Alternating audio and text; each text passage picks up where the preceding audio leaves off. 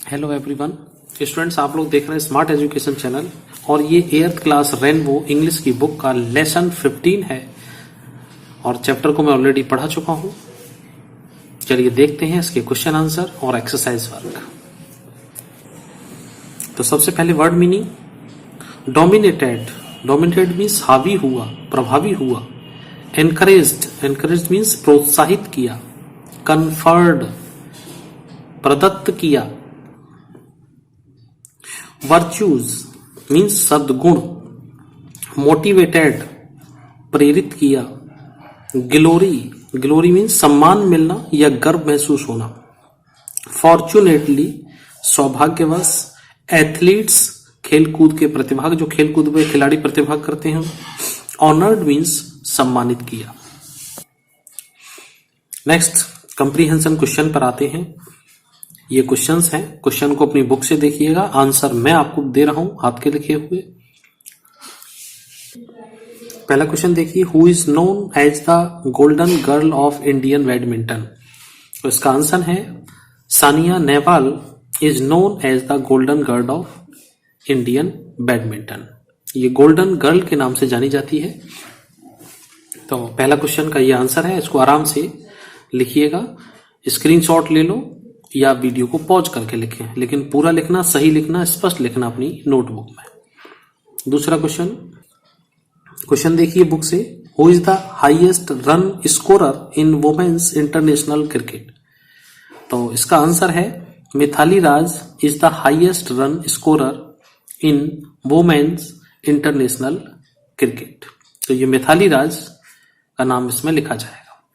तीसरा क्वेश्चन देखिए, क्वेश्चन है who is your favourite sports women and why. कौन है आपकी स्पोर्ट वुमेन फेवरेट और क्यों है। तो इसका आंसर में अलग अलग आप कुछ भी लिख सकते हैं, किसी भी स्पोर्ट महिला का नाम लिख सकते हैं। मैंने इसमें अरुणिमा सिन्हा को लिया है। Arunima Sinha is my favourite sports women because, अब क्यों का पूछ रहा है ना, क्यों है, तो बिकॉज लगा के इसको आंसर बने, even after losing her leg in an accident में अपना एक पैर खोने के बाद she didn't loss her spirit, उसने अपनी भावनाओं को नहीं खोया।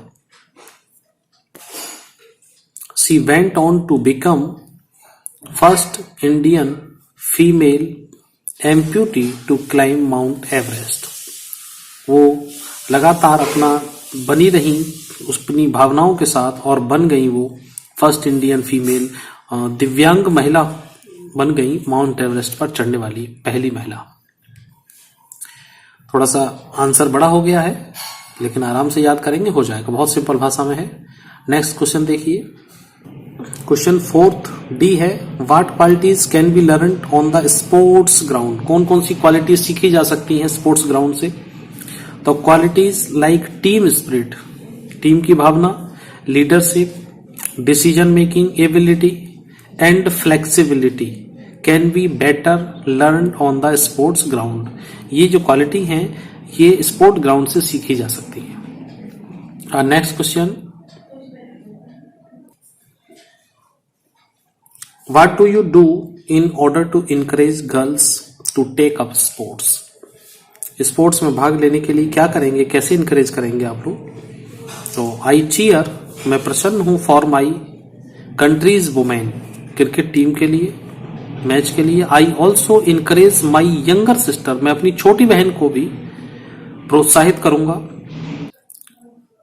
यंगर सिस्टर को कंसंट्रेट करे, वो मतलब ध्यान केंद्रित करे ऑन हर फेवरेट गेम, अपना जो स्पोर्ट है जो भी है उसको कंसंट्रेट ध्यान केंद्रित करे उस पर।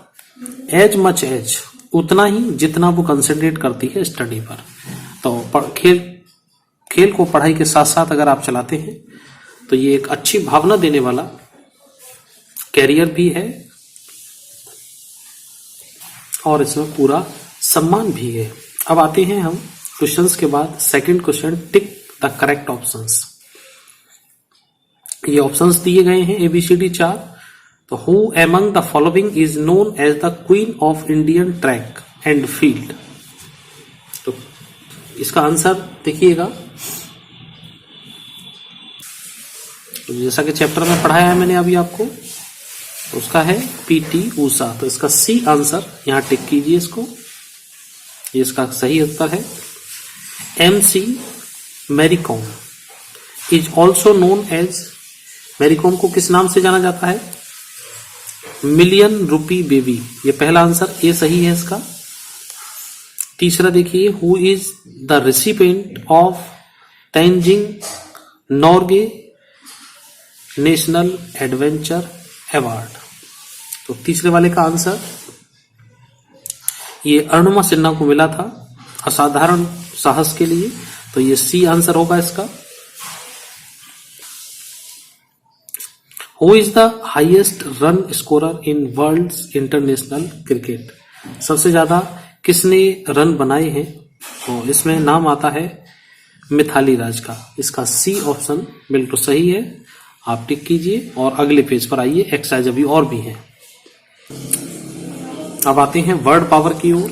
Match the expressions with their meanings, ये एक्सप्रेशंस हैं और इनके मीनिंग है, इनके साथ इनको मैच करना है। Black sheep, dark horse, apple of one's eye, bed of roses, तो इनको इनके मीनिंग के साथ मैच करना है। फेवरेट पर्सन, कोई पसंदीदा आदमी हो। एन इजी सिचुएशन, साधारण सी स्थिति हो, सरल स्थिति। Disgrace to the family, someone who wins unexpected. तो इसको देखिए, ब्लैक शीप, काली भेड़, काली भेड़ किसको कहेंगे? इसको लगाइएगा इस केस के साथ, डिसग्रेस टू द फैमिली। दूसरा है डार्क हॉर्स, डार्क हॉर्स को ले जाइएगा समवन हु विंस अनएक्सपेक्टेडली। तीसरा है apple of one's eyes, means favourite person, और bed of roses and easy situation.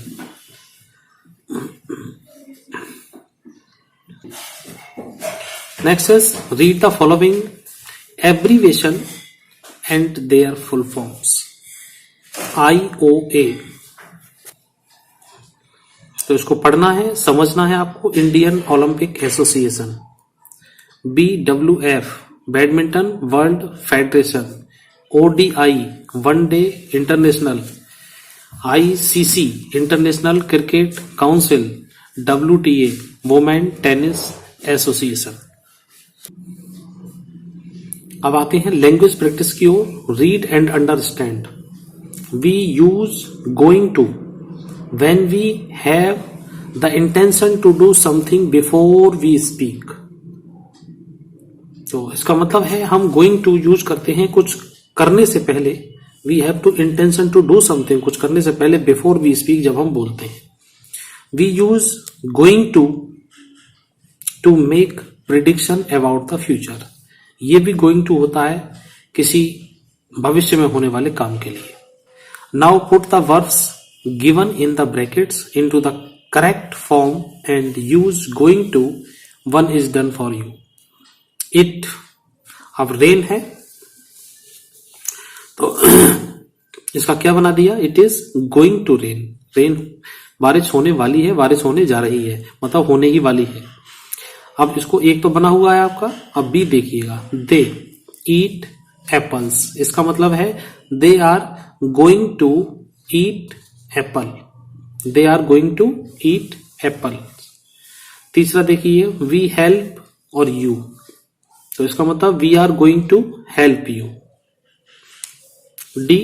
D में देखिएगा, I wear blue shoes tonight, तो I am going to wear blue shoes tonight. और ये देखिए, it is 8:30 PM, you miss your train, तो यहां पे करना है you are going to miss your train. तो इस तरह से हुआ। आगे देखिए, इसका एक्सरसाइज वर्क भी लंबा हो रहा है, लेकिन बड़े आराम से आप देखते रहिए, पढ़ते रहिए, आपको नॉलेज मिलती रही। Read and understand. Preposition through implies entering the middle of something and then going out the other side। Preposition across implies from one side to the other side of the place or area, किसी side से दूसरी side के लिए। Example देखिए, he looked through the window, उसने window से देखा, मतलब विंडो से होकर देखा। The boy jumped across the stream, बालक स्ट्रीम के पार हो गया। Now complete the following sentences using through और अक्रॉस। अब इनको थ्रो और अक्रॉस दो प्रीपोजिशन लगाते हुए आपको ये यूज करने हैं। वी स्वैम, हम तैरे, कब तक तैरे? अक्रॉस द रिवर, रिवर के पार होने तक, एक पॉइंट से दूसरे पॉइंट तक। वी वॉक्ड, हम टहले, थ्रो द फॉरेस्ट।